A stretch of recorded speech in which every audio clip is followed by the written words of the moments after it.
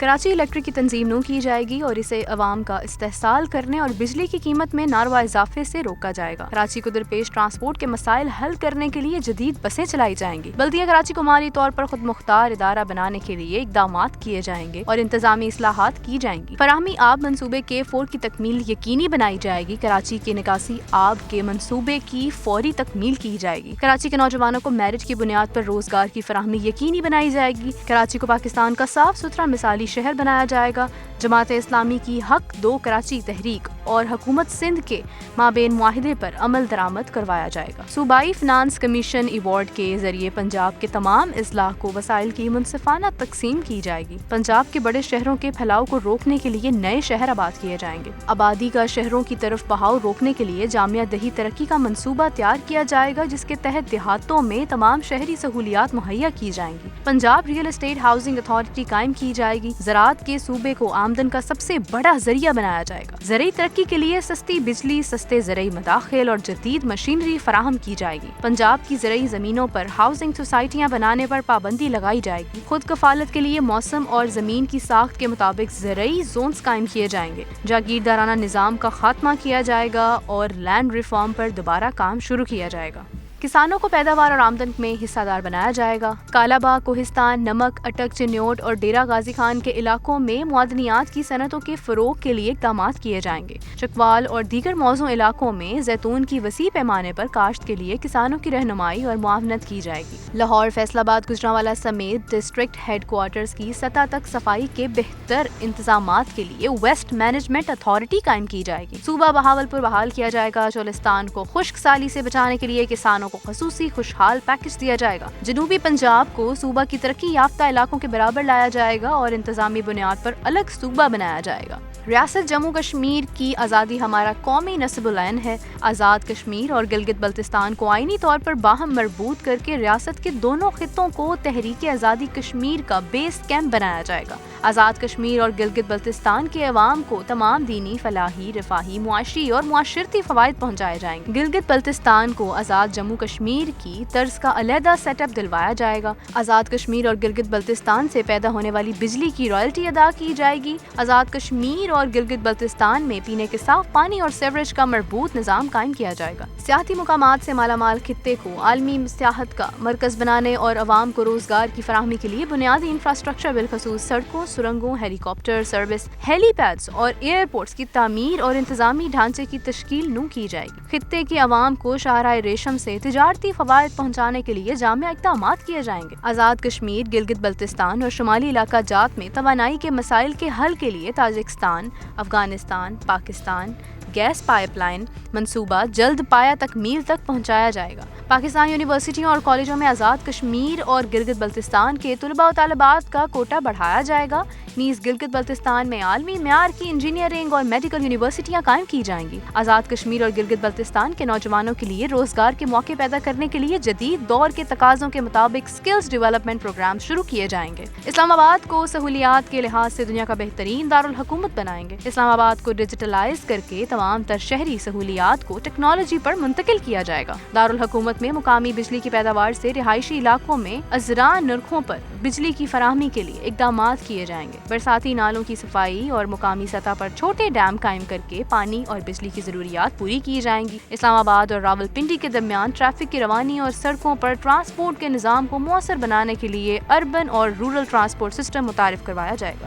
خواتین کو میٹرک تک لازمی مفت تعلیم دی جائے گی۔ اعلیٰ تعلیم کے حصول کے لیے خواتین کو مساویانہ مواقع فراہم کیے جائیں گے۔ خاندانی نظام کے استحکام اور تحفظ کے لیے فیملی انسٹیٹیوٹ قائم کیا جائے گا۔ اسلامی شریعت کے مطابق خواتین کو والد اور شوہر کی جائیداد سے وراثت اور ملکیت کے حقوق دلوانے کے لیے فوری اور عملی اقدامات کیے جائیں گے۔ ماؤں اور بہنوں کو وراثت میں حصہ نہ دینے والے امیدواروں کے انتخابات میں حصہ لینے اور بیرون ملک سفر پر پابندی عائد کی جائے گی۔ غیر اسلامی معاشرتی رسم و جہیز کے ناجائز مطالبات، قرآن سے شادی، ونی وٹا سٹا سورا کاروکاری اور غیرت کے نام پر قتل کا سدباب کیا جائے گا۔ ایک وقت میں طلاق ثلاثہ کو تعزیری جرم قرار دینے کے لیے قانون سازی کی جائے گی۔ برسر روزگار خواتین کو محفوظ پیشہ ورانہ ماحول کی فراہمی کے لیے مؤثر اقدامات کیے جائیں گے۔ سرکاری اور نیم سرکاری محکموں میں بیوہ اور طلاق یافتہ خواتین کو ملازمت کے لیے عمر کی حد میں خصوصی رعایت دی جائے گی۔ سرکاری اور غیر سرکاری ملازم پیشہ ورانہ خاتون کو پوری تنخواہ کے ساتھ 4 ماہ کی زچگی رخصت دی جائے گی، جبکہ بچے کی پرورش کے لیے آدھی تنخواہ پر رخصت دی جائے گی۔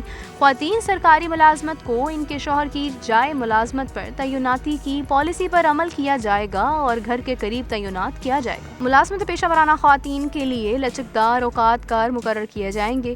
پبلک سروس کے تمام اداروں میں خواتین کے لیے علیحدہ ڈیسک قائم کیے جائیں گے۔ خواتین کے لیے خصوصی ٹرانسپورٹ شروع کی جائے گی۔ گھریلو صنعتوں کے فروغ کی حوصلہ افزائی کے لیے قانون سازی کی جائے گی۔ خواتین کو ہنرمند بنا کر معاشی طور پر مضبوط بنانے میں مدد کی جائے گی۔ ہر بچے کو اسلامی عقائد، عبادات، اخلاقیات اور رواداری کی تعلیم دی جائے گی۔ تعلیمی اداروں میں ہر مسلمان بچے بچی کے لیے ناظرہ و ترجمہ قرآن مجید سیکھنا لازمی ہوگا۔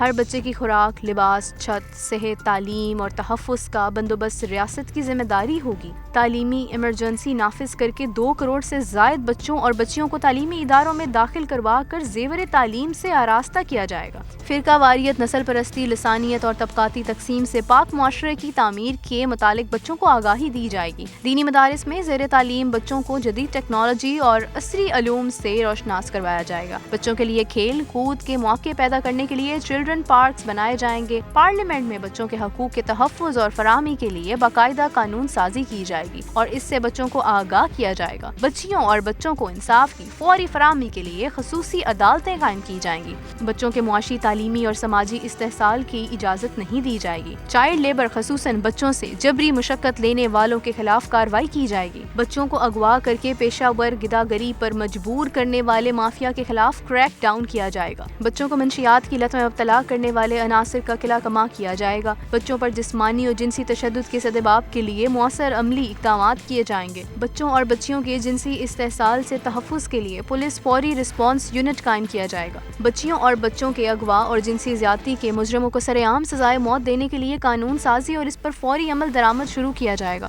مختلف جرائم میں گرفتار بچوں کو کارآمد شہری بنانے کے لیے باقاعدہ تربیتی نظام تشکیل دیا جائے گا۔ بچوں کی صحت، تعلیم اور تربیت کا شعور پیدا کرنے کی مہم چلائی جائے گی۔ طلبہ یونینز پر پابندی ختم کر کے تمام تعلیمی اداروں میں انتخابات کروائے جائیں گے۔ ہر ضلع میں یوتھ اسمبلیاں قائم کی جائیں گی تاکہ مستقبل کی قیادت تیار ہو سکے۔ یوتھ بینک قائم کیا جائے گا۔ نوجوانوں کو کاروبار کے لیے بلا سود قرضے اور پیشہ ورانہ تربیت فراہم کی جائے گی۔ نوجوانوں کی سیاسی، معاشی اور نفسیاتی کونسلنگ کے لیے career counselling centre, schools of politics, vocational training centre, youth culture centre, youth shopping centre, youth economic zones, youth green zones, freelancing اور آن لائن فارمز قائم کیے جائیں گے۔ سیاسی عمل میں نوجوانوں کی شمولیت کی حوصلہ افزائی کے لیے وفاقی اور صوبائی حکومتوں میں نوجوانوں کو نمائندگی دی جائے گی۔ شادی آسان پروگرام شروع کیا جائے گا جس کے تحت مستحق نوجوان بچوں اور بچیوں کی شادی کے لیے پیکج دیا جائے گا۔ وفاقی اور صوبائی بجٹ میں ہر شہر اور دیہات میں کھیلوں کے لیے فنڈز مختص کیے جائیں گے۔